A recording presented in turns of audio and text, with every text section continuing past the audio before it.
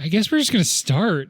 Normally, like, something funny happens, but... I feel like we're hilarious. Yeah, how dare you? I've been giggling. All right, cool. That'll do. I like that you're like crisscross applesauce right now. Yeah. That's very just me. Trying to... just all bundled up. I don't know.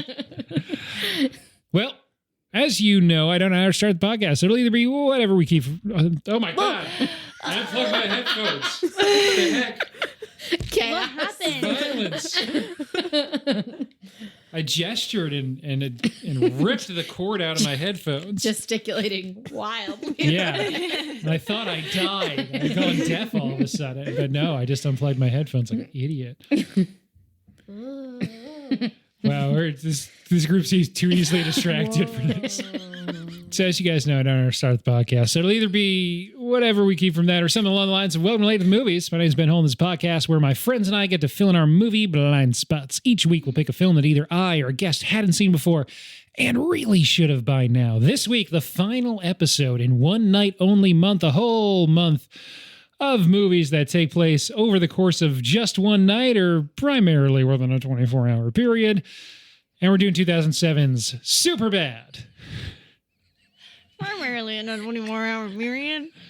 There's one movie like wasn't just a night. There was like a daytime in the middle, but it was still within 24 hours. So Phone booth. Does anyone remember the movie Phone Booth? That's mostly a day. Yeah, in a phone booth. In a phone booth. Yeah, Colin Farrell. He's doing an American accent. He's like a piece of shit. Yep. Kiefer Sutherland's making him say all kinds of rude things to Forrest Whitaker. Yeah. The movie this week isn't Phone Booth. It's Superbad. Directed by Greg Mottola in 2007. Introducing Michael Cera and Jonah Hill, or at least their movie careers, to more folks than before. Written by Seth Rogen and Evan Goldberg, who the characters are named after. You know. Oh. Etc. I didn't Nice. realize that. We can't talk about it yet. Oh, okay. We'll get to the movie and the vital facts later. First off, guests left or right across your podcast aisle. We got Aquielle. Hi. We got Andy. Hi. And we got Kate. Hello. You know, I was thinking this is one that I feel like could get in a way that I'm not super proud of, that I'm happy that the guests on this one are all women, but you're all... What? I feel like I've been targeted. I can do. Yeah, it just worked. I It can just do a worked out. misogynist movie. What? Yeah, it just makes me feel less guilty about it. I just want to say, if it sounds like you're here under duress, it has sort of the opposite effect. Oh boy. Anyway, thanks for joining.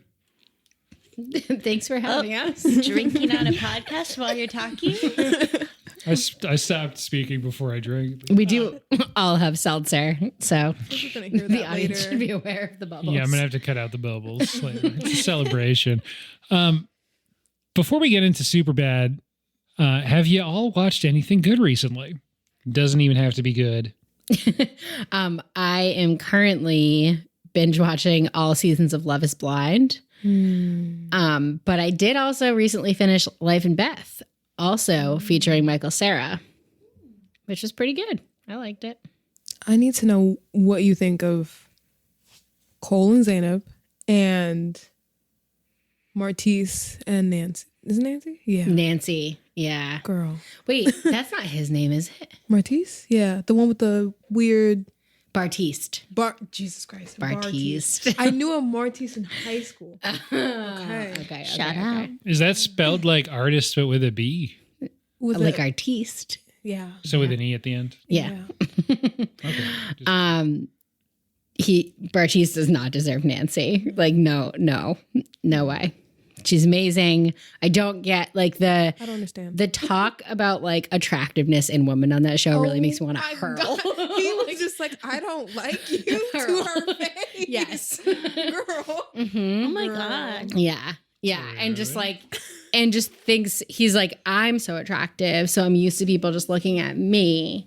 And so I can only relate to other really attractive Who people. was he trying to get with What? again? Was it the curly Raven. hair? Oh, Yeah, yeah. Oh wait, Who I also remember. fucked over. Who she got by SK? Yeah, he Yeah, cheated on her. yeah. So mad. Wait, I Yeah. kind of remember this. This was like season 3, Four, four? 3, 4, around there. Okay. Yeah. What did you think Yeah. about Cole and Zaynab? It was just so yucky. You know, was I all like yucky. it was very yucky. I think did you see the cuties I scene? did see the cutie scene. And I was like, he didn't actually say he that. did not And I'm say like- that.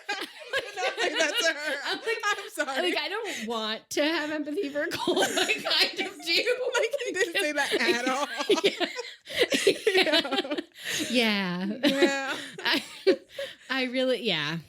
She, Zainab was saying how Zainab's dealing with some shit. Like with her body image has she's having some stuff happen.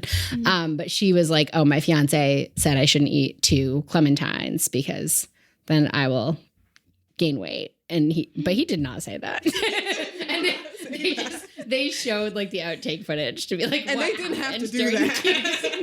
No. They did not. The editors really, they Yeah. had their opinions. They had their thoughts.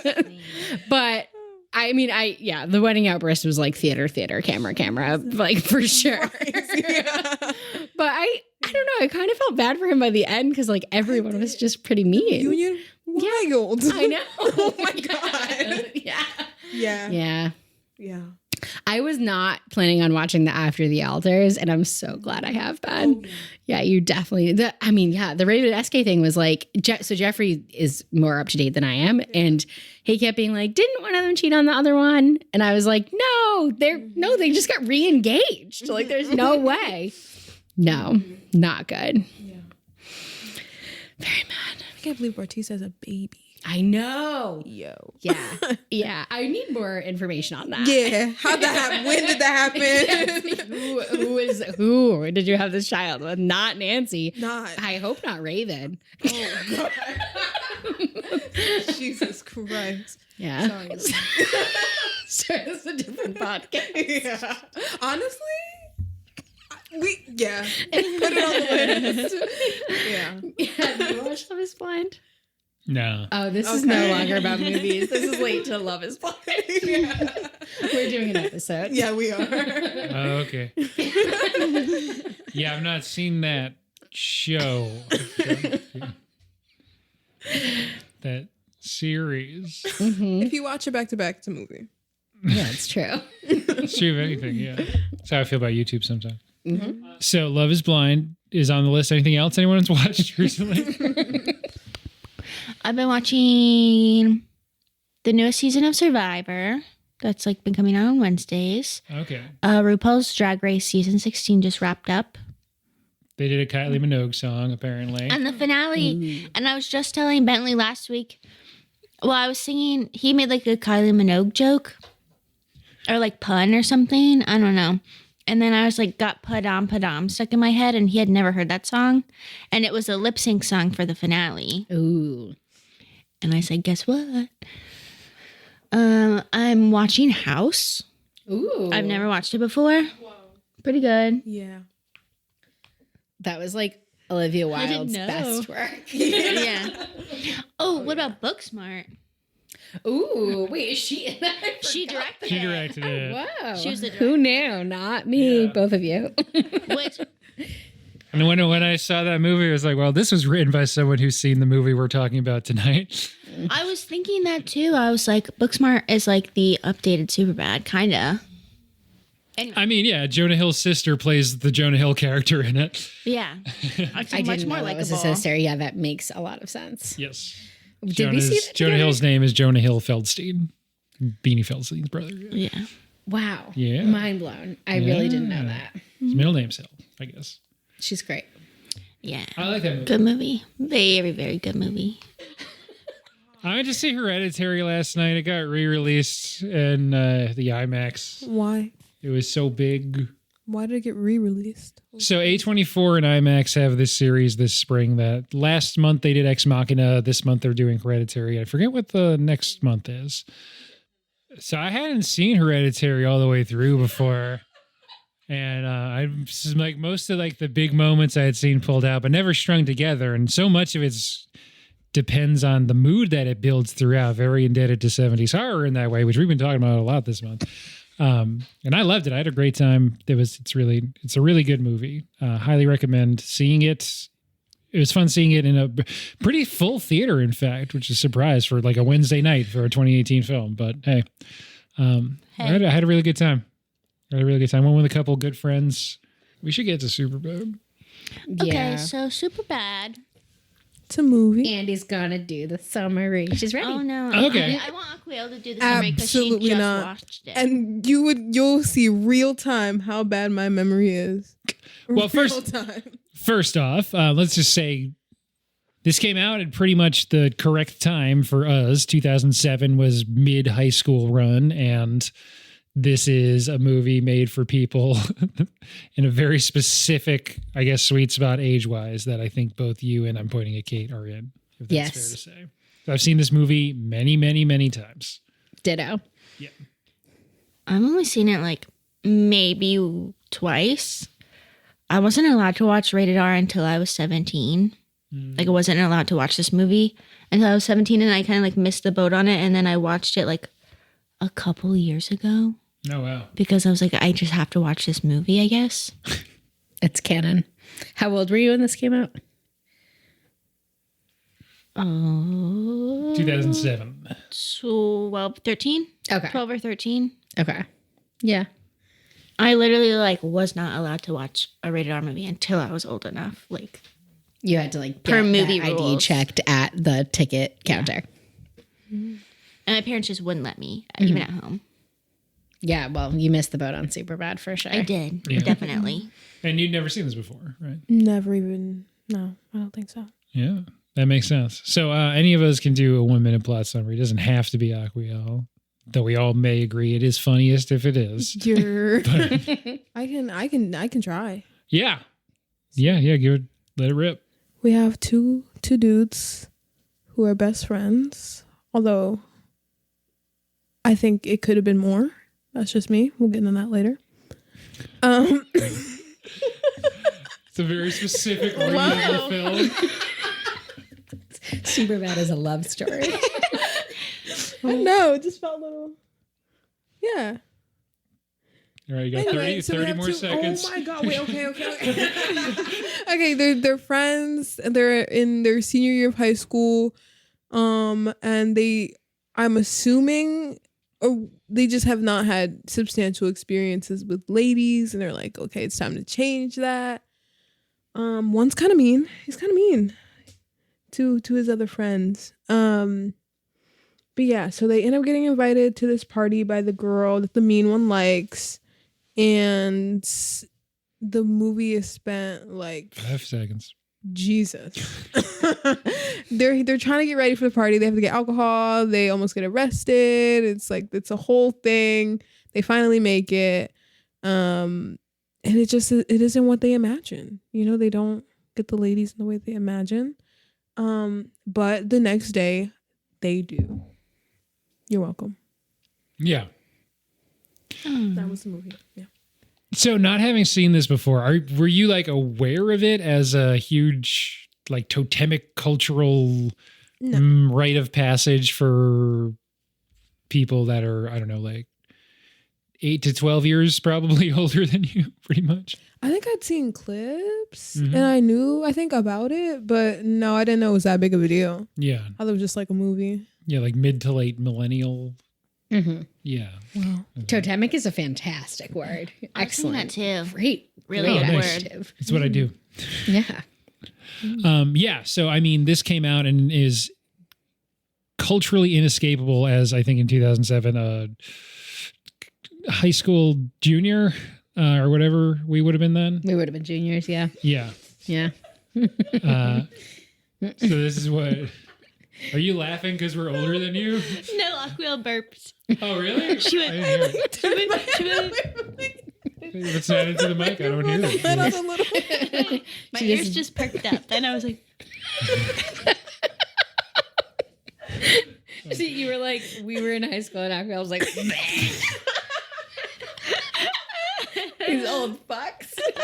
Yeah. Were you in organized classes yet? You would have been, what, 6? Yeah. You're 6. Yeah. Cool. You still had like milk breaks? Nap time, yeah. Yeah. But yeah, totemic, in just terms of like the amount this movie was quoted, it was just inescapable. It was. I'm curious. Do you have older siblings? No. I'm curious if my sister's about your age, and I wonder if she watched Superbad. Probably not. I don't know, man. And my parents were like, I feel like she was allowed to do a lot of stuff really young because she grew up with divorced parents, you know, so she would just play them against each other. Divorced parents and older siblings. That's right. like, yeah. It's like the combo. It's the combo. Yeah. I have to imagine it's not, but this is the reason that our generation keeps giving Jonah Hill more chances. Yeah, for sure. Yeah. Even though he's so mean in the movie, he's like extremely unlikable. But that's good because he's supposed to be that. Yeah, I mean that's his character. But he's being a dick. It's a guy in high school who doesn't know how to handle his complicated emotions he has for his friend, or according to you, maybe more. That is the hottest take. I don't know. I mean, maybe it was just the scene at the end when they were in the bedroom. I was like, are we going to kiss right the now? little slummy No, party. we're just gonna boop. They were just like, what? They were just like, what are emotions? I'll be honest. If they made this in 2024, they would have kissed. 100%. What? You've never just like felt a deep love for your friend? I mean, That is just a friendship love? Like Yeah. friendship love is so different. yeah. I don't know if we'd be cuddling on the floor in my bedroom and I'm like booping their nose. I don't think so. No, never a good boop. Maybe. I feel like they just didn't know how to handle like earnest emotion. Yeah. Yeah, because they felt bad about the night before. Yeah. It was very Yeah. cute. It's definitely a prevalent thing among dudes to not Yeah. be comfortable expressing them how they Yeah. feel towards their friends, you know. Mhm. Yeah, it's kind of sad. Yeah, let's talk about that. It is. There is a male loneliness epidemic, and I think a lot of it stems from just a discomfort with emotional vulnerability in the first place. For sure. For sure. Yeah. Anyway, so the movie starts, and Seth, so named because Seth Rogen both co-wrote the film with his producing partner, Evan Goldberg, and also because Seth and Evan are the main characters. And also, when they originally wrote it, when they were in high school, Seth Rogen would have played the Seth character, but by the time they made it, I didn't know that. yeah. Cool. I didn't even know that. I feel like Jonah Hill and Seth Rogen were like smooshed in my head for a couple of years there. Like I was like, oh, they're the same person. So seeing this movie, like put them at age at that time, and I was like, oh shit, yeah, Seth. Like, Yeah. it put it all together for me. Jonah Hill also too old to play this role, but really, really wanted it and was behind the scenes very annoying until they let him, I think, read for the part. And they're like, oh yeah, no, he can do exactly what we want him to do. So How old was he? I think he's already in his like 20s at this point. Oh. Whereas Michael Cera is definitely younger, but also doesn't. Neither one of look them like he's look in like his children. 20s. Right. Yeah. No. Yeah. Christopher Mintz-Plasse, who plays McLovin, I think was legitimately underaged here, wow. and so had to have his mom on set. He That's like so funny. appeared prepubescent for sure. Had to have his mom on set for all of his scenes. That's so funny. That's amazing. That's wild. So yeah, there's some fun behind the scenes stories that he's, said in interviews about how awkward that was for like his sex scene. And so, Christ.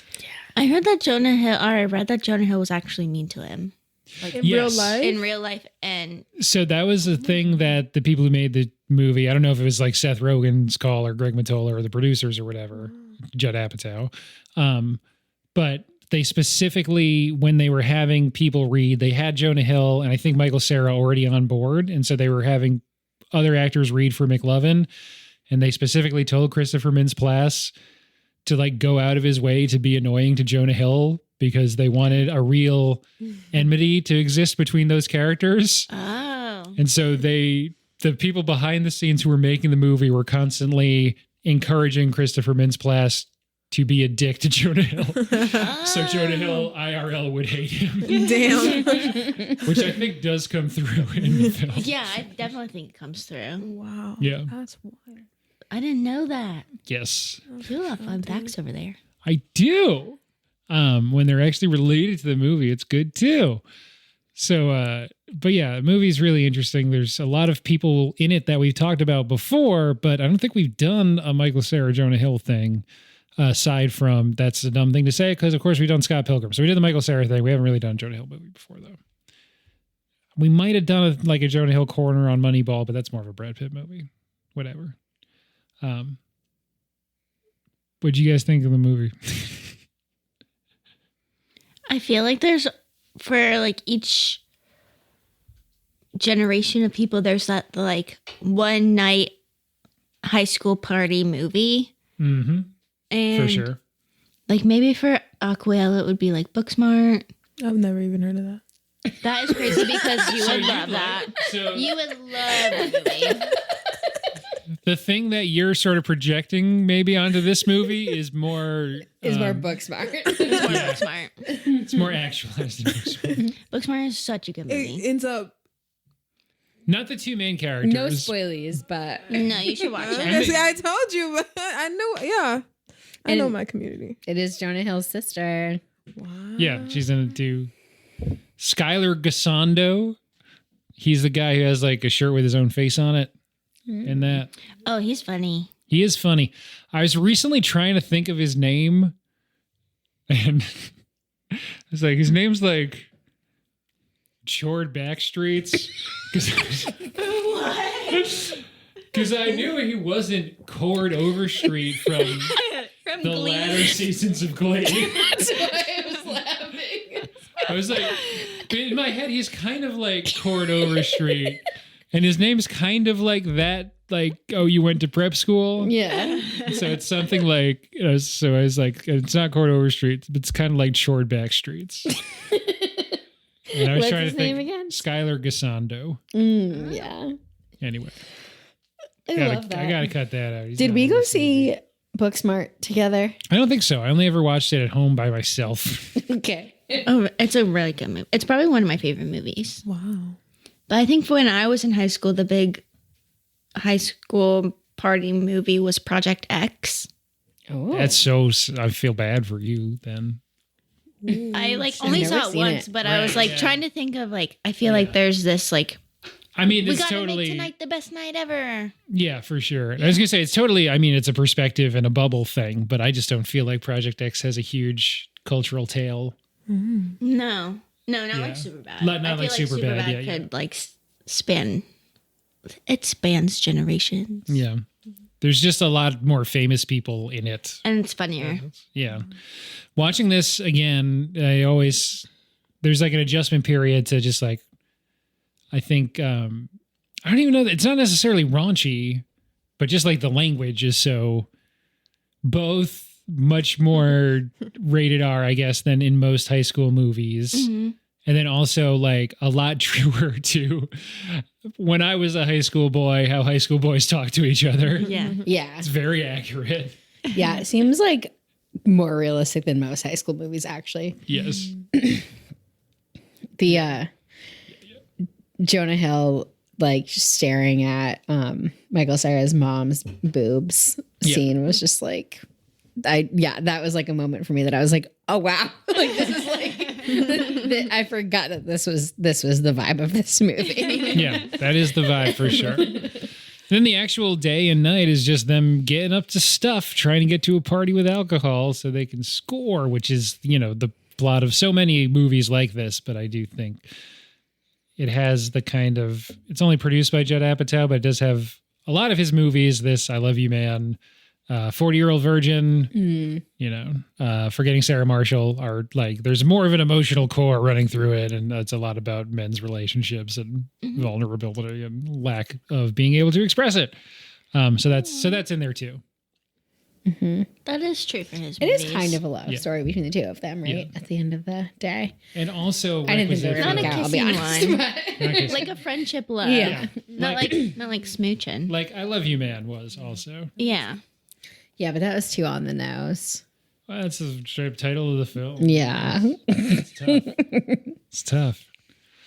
And I forgot. Oh yeah, and then the other Apatow hallmark is, and again, not that it's written by him, so maybe more of a Seth Rogen hallmark. Lots of dick jokes, just lots and lots of dick jokes. Yeah. I always forget how early they get to the montage of young Seth drawing all the dicks.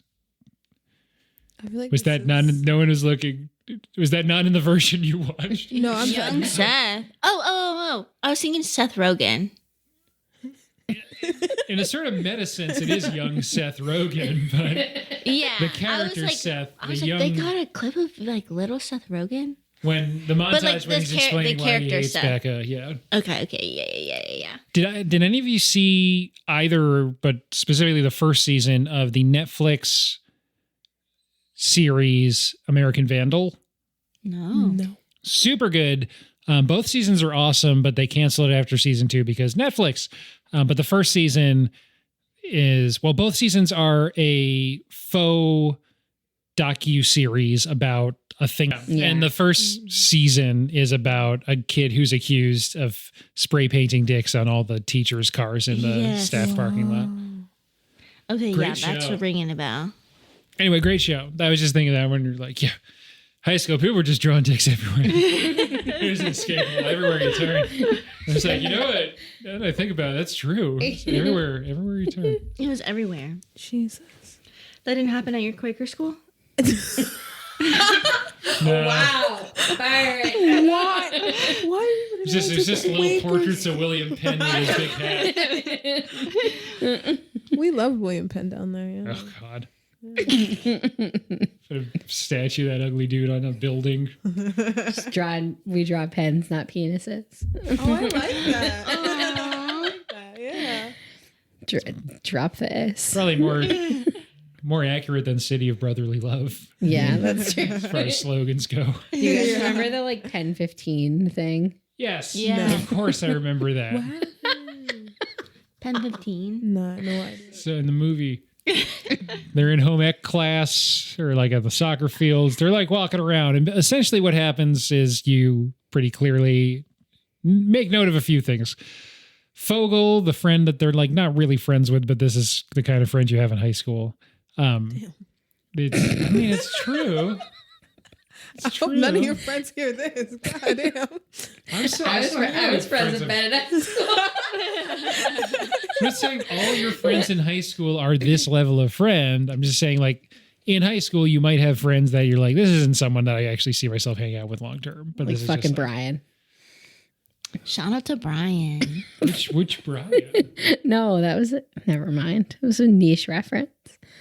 It was a Dane Cook. Dane It's a Cook in Dane Cook. 2007. Gosh, we are just de-evolutionizing and talking Dane Cook now. Oh, God. Do you think Dane Cook's wife has seen this movie? She's younger than Aquielle. I didn't know that about Dane Cook. Aquielle's looking up Dane Cook. I have no idea who that is. She So- has this bit that's like, If you were 13 in 2004, this was the funniest man alive. What? and he had this bit about how every group has the friend that nobody likes, and his name was Brian. He's like, Yeah. fucking Brian. And he's like, and if you don't have a Brian in your friend group, you are Brian.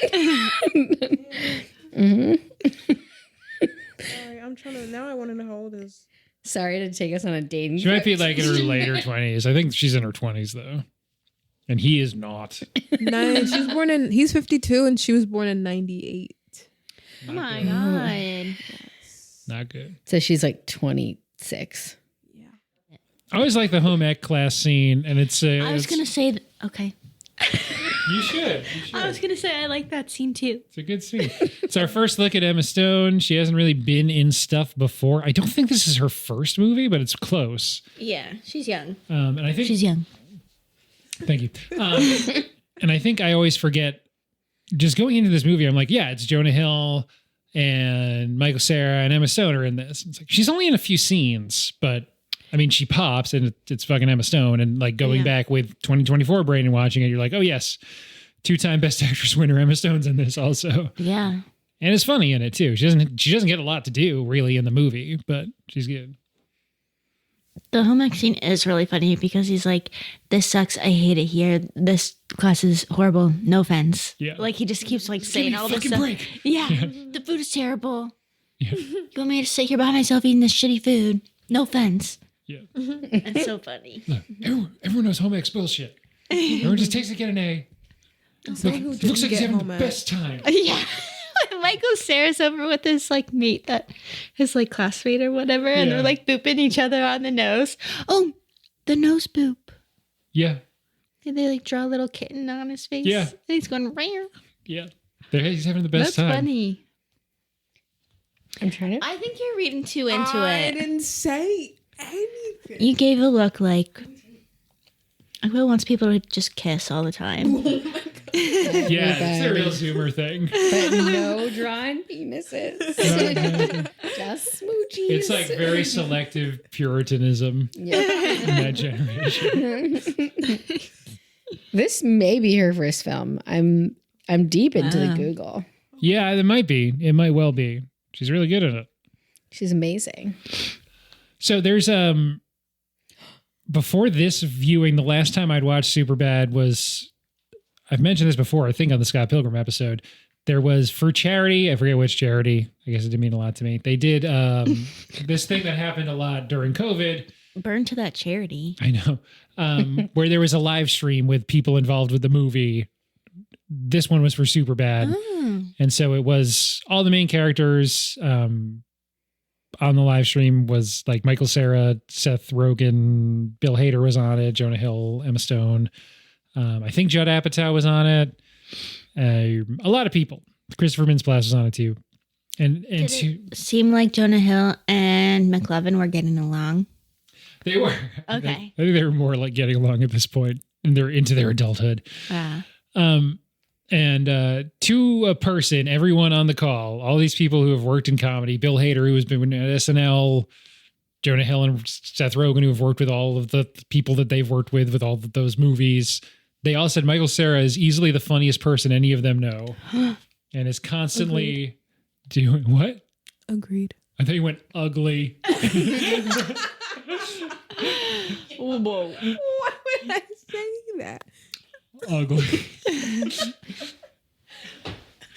Oh my god, no. Yeah. So they all thought, yes, Michael Cera, easily the funniest person they know. And like the whole time they're just asking him to do classic bits that he clearly like does just for friends and stuff. And he's doing them and he's really funny. But yeah. I need to watch I that. feel like I would shoot my shot at Michael Cera.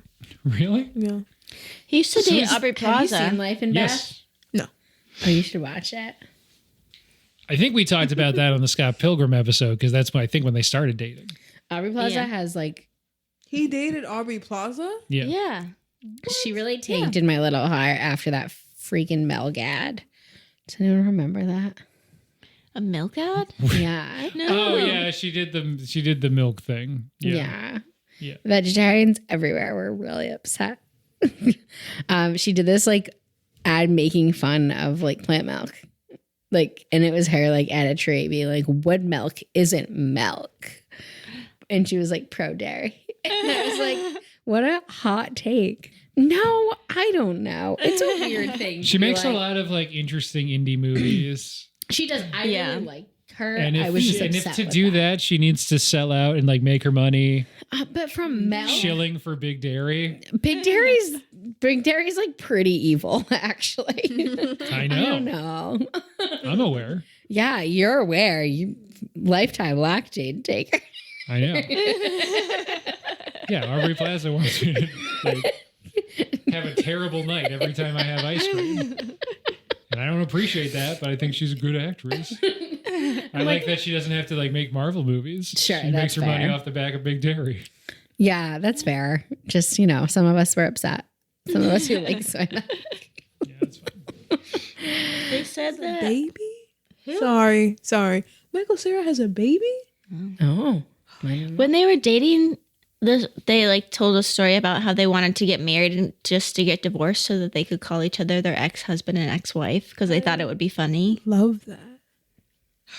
He only has a wife named Nadine. Have any of you seen This Is the End? Yes.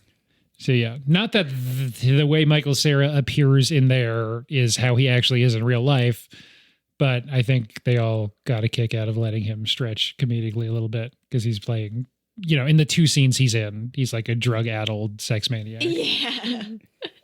Do you want to know some fun facts That about blows cocaine into Christopher Mintz-Plasse's face. I think that's what happens. Good Oh one. let's hear your hot takes that you wrote down. Yes. I'm gonna tell you some fun facts about Superbad, Okay. courtesy of our Is that sponsor. It's fine. It's just the theme is like one night. We haven't even, the sun's not even down yet in the plot that we've gotten to. Sorry. I'm so sorry. No, it's okay. I'm so sorry. Wait, I thought, are we going scene by scene in the plot? We did Not a plot really. summary. It's like not a thing. Not really. We're jumping around. It's fine. You've told us it's fine. It's Yeah. fine. It's Who fine. came up with McLovin? I'm not sure. I'm Because that- sure. Was it so a f- generational shift? Yes. According to our sponsor, ChatGPT, Never. the infamous fake ID used by Fogel, also known as McLovin, actually had the name McLovin on it. This was a nod to the film's production assistant who jokingly suggested the name during the film. However, I saw elsewhere some information. I think this was in a different question I asked ChatGPT, that this actually happened. They actually had a friend with a fake ID that said McLovin on it in high school. Oh, I love that. I'm pretty sure that's That is true. wild. I wonder if it That worked. person's a genius. Yeah. Yes, that's probably in a movie that has a ton of really good setup and payoffs comedically. The whole, especially the first conversation they have about the fake ID is just so fucking funny. So perfectly written. It is very Just good. great. Them getting mad about like bullshit stuff. And why was it between McLovin and Muhammad? It's the most popular name. Yeah. Have you ever met anyone named Muhammad in real life? Have you ever met anyone named McLovin? No. That's why it's a fucking stupid name. Oh god, it's so funny. So good. And that I think that's the scene I think of when I think of how much it seems like Jonah Hill really hates Christopher Mintz-Plasse. That's what made me think of it too. I was like, does this guy just like really hate him? And then I was thinking about those like rumors before Mm-hmm. Yeah. about them like not getting along. And I was like, that is very apparent in this scene. Yeah. And I actually like the way that we're talking around most of the movie because I mentioned this anytime we do a comedy, it's hard not to get sucked into like, and then this part was funny, and then I like this joke too, and that's like not actually interesting to listen to. So I do prefer this. Anyway. Yeah, I thought you did. I thought you were not into the scene by scene pod. I thought we were crushing it until you We're scolded us. crushing. I'm not scolding. Everyone's fine and happy. Bentley We're having a scolds good women. time. Let women speak. Ben was like, I'm going to have 3 women on my Superbad podcast. Yeah, did And we get that in silence there? them. Tell them what to do. Yeah. Jeffrey was invited. Yeah, but he was busy. Let being women speak. Barcelona. Yeah, he just didn't want a girl's opinion on this movie. He's having a fire outside by himself right now. I love it. So he wins. He does win. What is your next? Oh, I'm not the moderator. Sir. Sorry, sir. Like you went out of your way to do that. It feels like. No, I was gonna say something, and I was like looking at Kay, and then I caught you, and I was like, oh no, I've overstepped. Ben was a little angry. I'm I really not. like turned, and I was like, I crossed the line. I legitimately am so happy when someone takes over because when I edit, what I mostly cut out is myself because I eventually will just go down a cul-de-sac of monologuing about something I find interesting, then realize no one else in the room or listening could possibly care. And then I cut that out because it's embarrassing. Because no one laughs at your jokes. Oh, I'm just kidding. It's better in person. We were See, like Zoom wouldn't have caught all that. Yeah, we were accused of not laughing on Discord by one of Bentley's listeners who said that episode we were on last had the most underappreciated jokes of podcast history. Yeah, I got friends that really like pump me up sometimes. Yeah. It's good. It's good. yeah, we just on mute. Yeah, you all were on mute, which is fine. I was gonna ask now that Bentley has let me speak. What was the next hot take? So I'm gonna give you a few fun facts, courtesy of ChatGPT, and I then really love fun facts. so fun, and then I'm gonna tell you about something that is contradictory within the bowels of ChatGPT. Okay. I eventually want to ask about the portrayal of cops in media too, but we'll get there. Oh, we'll get there. So some of the fun facts are less fun. I'm going to skip them. But one is that the car hitting Jonah Hill was not scripted. He actually got hit by a car on the set and was like, we're just going to keep it going.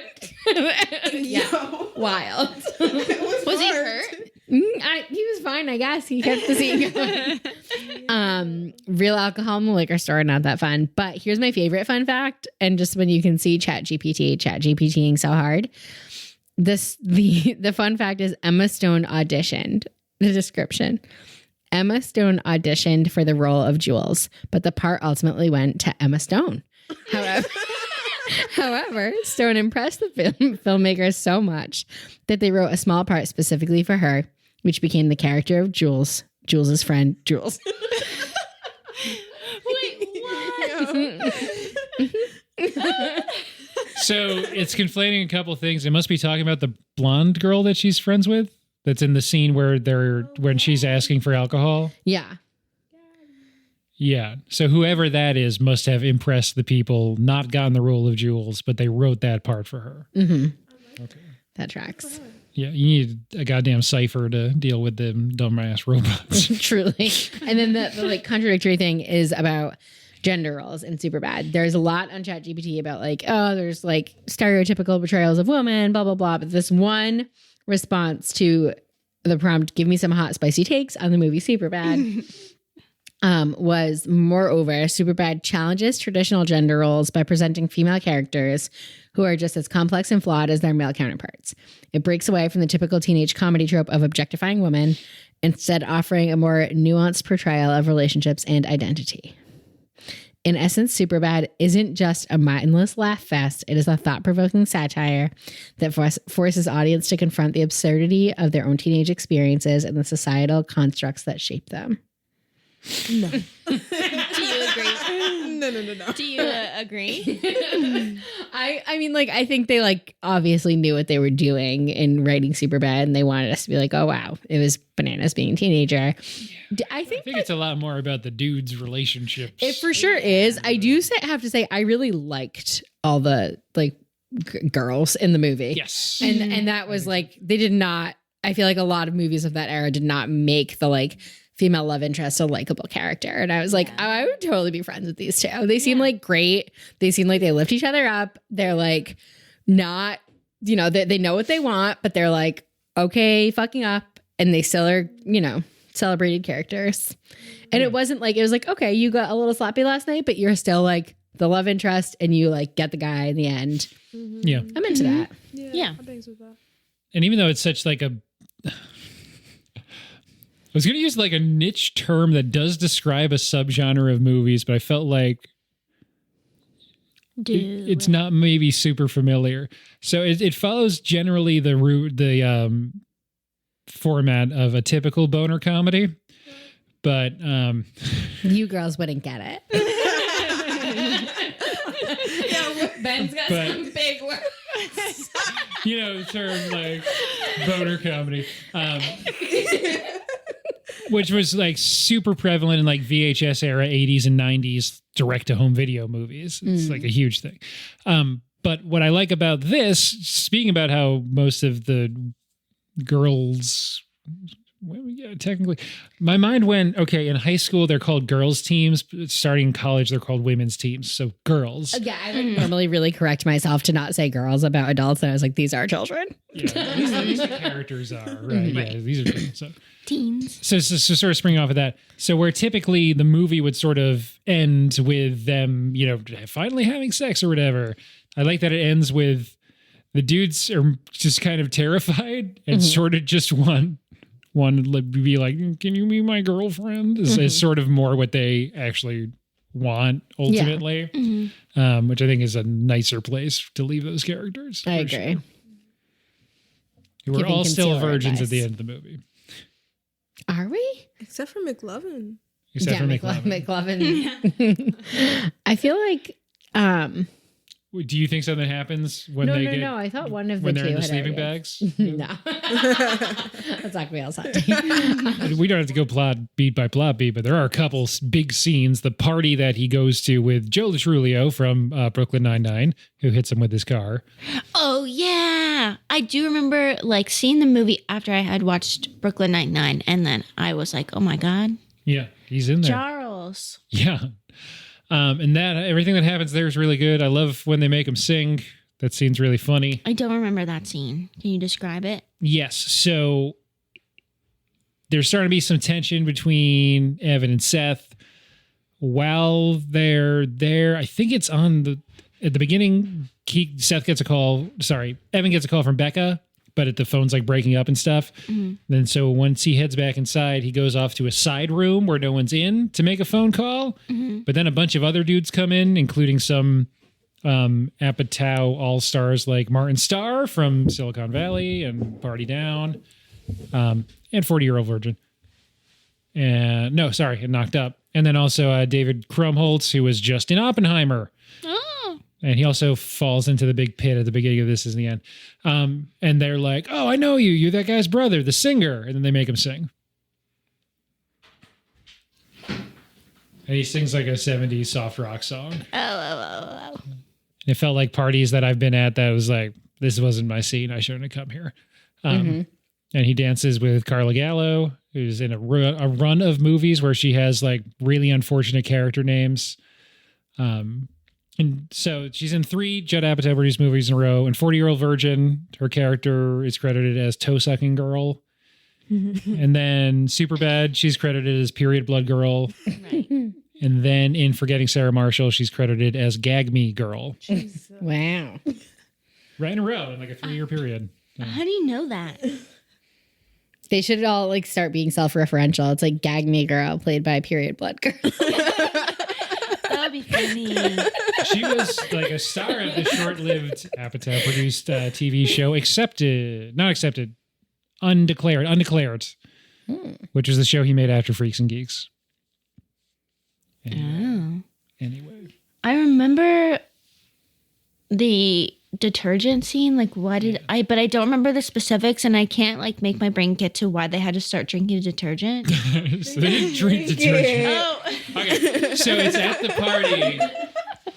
At the party, Seth dances with that girl. yeah. Then gets pointed out to him that he's got blood on his pants. Oh, right. There's a line for the bathroom, so he ends up in the basement and like a utility sink trying to wash it off. And then he sees a secondary fridge. It's full of beer, but he doesn't have any way to carry it or transport it. So he sees some big jugs of detergent that he dumps out and fills with beer. I thought it was gasoline. It's definitely laundry detergent. Yeah, because it turns like their It's mouth green. blue That green. makes Yeah. much more sense. Later Yeah. on, he offers Emma Stone green beer. Oh, that makes more sense. Yeah. Okay, I was a little How confused. did they not die? Right. That was the first Tide Tide Pods. Pod challenge. Yeah. Sorry, I really just ruined your joke. No, it's okay. By just screaming Tide Pods. Tide Pods. Just, I thought it at the same time. I wasn't trying to do that too. How do y'all feel about the cops? Yeah, the cops in this one, they're played by Seth Rogen and Bill Hader. They're in there. They're doing stuff. They're silly gooses. Silly goose. I'm not mad at it. Yeah, Why not? it's good. Are you mad at it? I don't know. No, not really. They're funny. They're Bill interesting Hader always characters. makes me laugh. Yes, I'm a big Bill Hader fan. and they're just like colossal fuck ups in so many ways. And it's funny that they're like, this guy's obviously underage, but we should show him that cops are cool. and then the activities they choose to do that are like doing Yoda impressions and eventually just letting him shoot a gun. Yeah. I really like the scene where they're all like, the cops! It's really fun. Yeah, that's great. And there's so many line readings in this movie that are just etched into my brain. And Seth Rogen, after the bum tackles McLovin in the kitchen, going, McLovin, nice. face. That exact inflection is so burned into my, brain. And then Bill Hader doing the like, saying, hold his hand like it's your little sister. A lot of little earworms. Yeah, a lot of them. Yeah. It's just good shit. So good. Christopher Mintz-Plasse's delivery of, oh my God, it's in. Yeah. So fucking funny. How mad Bill Hader is after they chase the girl off when they find McLovin in that bedroom. Yeah. He's so mad at him. So funny. But like I said, when we do comedies, this is what eventually it devolves into. Yeah. It's me just looking around like, ooh, I hope someone has like a salient point to make. If not, I'll just keep talking. We devolved because you knocked us off of our A game. Yeah. Well, let's get to some like summarizing thoughts. So everyone ends up with the people they want to end up with at the end. After, in the cold light of the following morning, the two boys have said what they should have said to each other from the beginning, probably before all the strife, and they meet up with the objects of their affection at the mall. Objects. I was going to say the same thing. Objects. Yeah, objects. Bentley calling women objects. That's a term. I didn't Women's invite- History Month? It's a common And term. you're silencing women so he could call them objects. I'm telling. I'm a human being. Right. It's a common term. Their love interests, I guess. The human beings that they're. I was trying to just specify that it is specifically the girls that they were trying to get with the night before. Yeah, we understand, Ben. But ultimately, they have a nice. I really love the way that it's handled with them, like having acknowledgement of like, yeah, you have my details. I'm sure we'll talk That later. was really cute. And the just like very, very cute, very obvious. Like, so what if you go with him and he go with Yes. It was very cute, very high school. Of those four, you can tell that Emma Stone is the person in that group that would have to like be like, okay. Well, here's she what's gonna doesn't happen. drink, so she she was not hungover that day. They're also very true. Yeah. And she rocks a black eye. Yes. I don't know what I thought. Really? Oh, I was like, Emma Stone, you still look great. She always looks great. There's also speaking of like lines burned into my head, it's also some images in it. It's Emma Stone like peering out under her bangs. Yeah. When Seth's talking to her, that is one of them for this movie. Let's see. We've done Easy A before, so we did a whole Emma Stone thing previously. Did you talk about Poor Things? No, this was like a year ago. We did Easy A. Such good Emma Stone content since then. We've and done Poor Things. that show with Nathan Fielder, the Curse? The Curse. I haven't Yeah. seen it. So good. Yeah. So good. She's doing really interesting stuff. She's in the new Yorgos Lanthimos movie that's coming out just in like 7 weeks after this episode releases, something like that. It comes out in June, and he's the filmmaker that just made Poor Things. But he has another Emma Stone movie out soon. What is it? It's called Kinds of Kindness. It's got a bunch of famous people in it, returning from Poor Things, Emma Stone and Willem Dafoe. But I think it's anthology, which I don't know. Anthology's tough for me to get into or to get as excited about.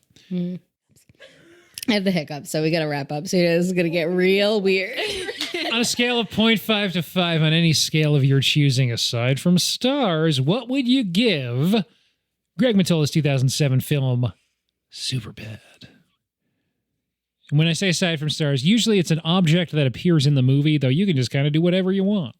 What's an object? Most women, I got there first. I got there before you did. Your joke's invalid.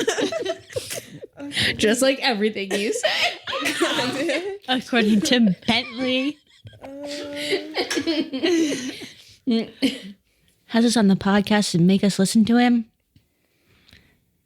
Let women speak. You don't have to go first. Anyone Yeah, can I'm go. thinking you go. For like how classic the movie is, I'm giving it 4 out of 5 laundry detergents. Damn, you took mine. Well, you had it kicked out. No. Okay. Your turn. How can that be the one? Oh, I we both- just Lonnie's your turn. What else is it? Okay, you go. That's the only. I'm gonna give it like 4.5 bottles of concealer. 4.5 times that Dave Franco pissed his pants, and people don't forget. Okay. I got one. Okay. 3.5 tiramisus. Pretty good. Took Wow. a while. Pretty good. Love that. Well, the one question we've been asking every week this month to thread the whole theme together of one night only. This is our 5th and final episode of the month, and I haven't refined it to something that is good yet, but here it is. What's a one night only situation that you could do?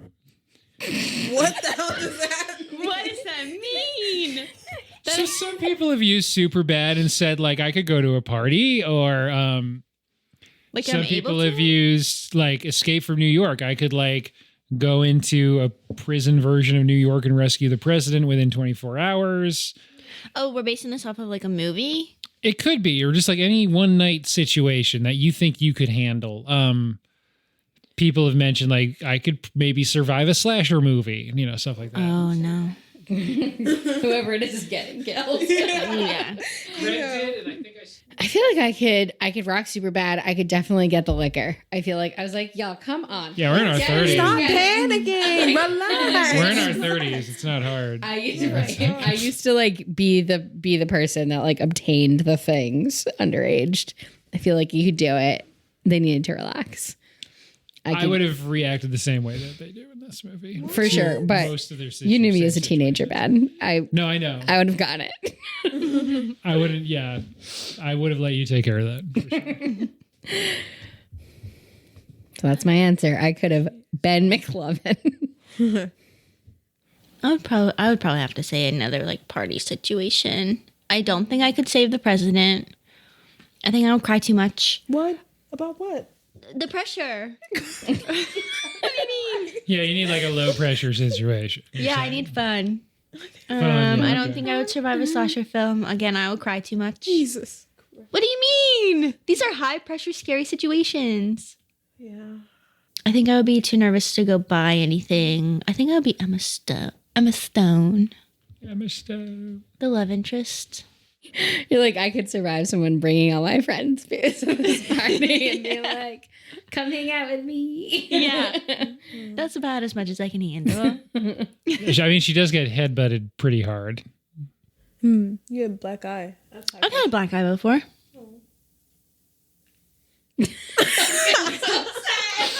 I don't think I've ever had a black eye before. I had a really big one. I was gonna covered, make like a half my bad face. joke. Damn. Yeah, so I could handle another one. I'm sure. I could handle another black eye. And then I got to hang out with my friends. I mean, you're hanging out with us right now. Do you want to? No, but if somebody was like, you have to have a black eye, I'd be like, I would never say yes. Like, I like If it y'all. was like, if it was like, you have to have a party and get a black eye, or you have to save the president. What? Those are my only two You're choices. choosing So a black you could, eye? I mean, you could make up your own situation that you think you could handle over the course of one night, also. But it doesn't just have to be one of the movies we've done. I feel like she did it. She Yeah, can no, Emma I Stone. agree. Yeah. Yeah. Come on. Next month is Disney Channel original movies. So like pitch that a little bit. DComs. And by popular request, June we're gonna do Pride Month. I guess. I don't know if that's trademarked. We'll have to pick a different name. You think Pride Month is trademarked by who? Mark I don't know, calendar.com or something. I hope not. That would be so sad. See, I've gotten a lot of information about certain parades becoming too corporatized Oh yeah, I mean for sure. You're talking to from you. from me. I have feelings. Anyway, I have a lot of thoughts. I'm going to burp. that's how many thoughts you have? There's going to be so many like sharp cuts that come back on 3 people laughing. uproariously with no context. And what a better way to end the episode. Thanks for being on, Aquielle, Andy, Kate. You're welcome. Jesus Christ. Hey, no problem. So disingenuous. Thanks for having us, Bentley. All right, Thanks for letting us speak. Okay. Tune in next month For the 13th year.